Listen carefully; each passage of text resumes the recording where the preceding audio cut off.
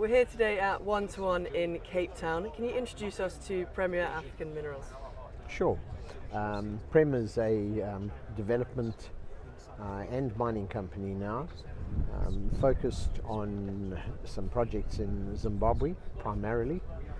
We have, I think, 5 or 6 different projects in Zimbabwe. The two most significant are our Zulu lithium and tantalum advancing exploration at Fort Rixon close to Bulawayo. That has the trappings of being a world-class deposit. And the other is our RHA tungsten project close to Wangi that has been in production and in respect of which we are in a negotiation to hoping to change the ownership structure from the previously indigenized 5149 in Zimbabwe.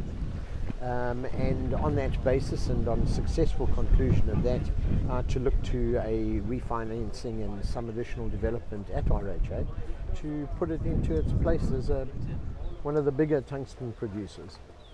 And how have you found operating in Zimbabwe? Zimbabwe's always been at a social level in terms of local skills, in terms of safety. There are a whole host of issues that make operating in Zimbabwe easy and very pleasant. The regulatory environment from the historic 5149 is clearly seriously disadvantageous. It makes financing very difficult. It was part of the reason why the RHA tungsten project, for example, was fast-tracked on a low capex model, simply that you just can't afford, if you only have 49% of a project, to spend the kind of money that a project deserves and should have. So Prem was in a fortunate position of being able to finance a low capex model a couple of years ago, and that's how we brought it into production.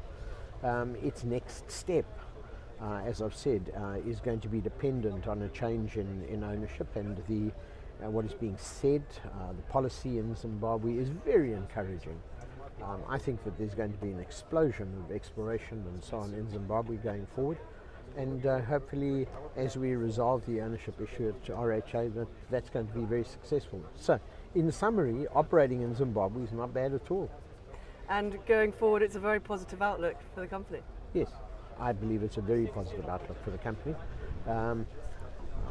Particularly if I add in the Zulu lithium project at the moment, which is truly developing as we go forward into what we think is a world-class project.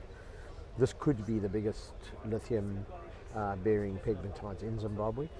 It isn't yet in terms of the exploration work that we've done, but we think that it's on its way. And has it received a good response here at 121?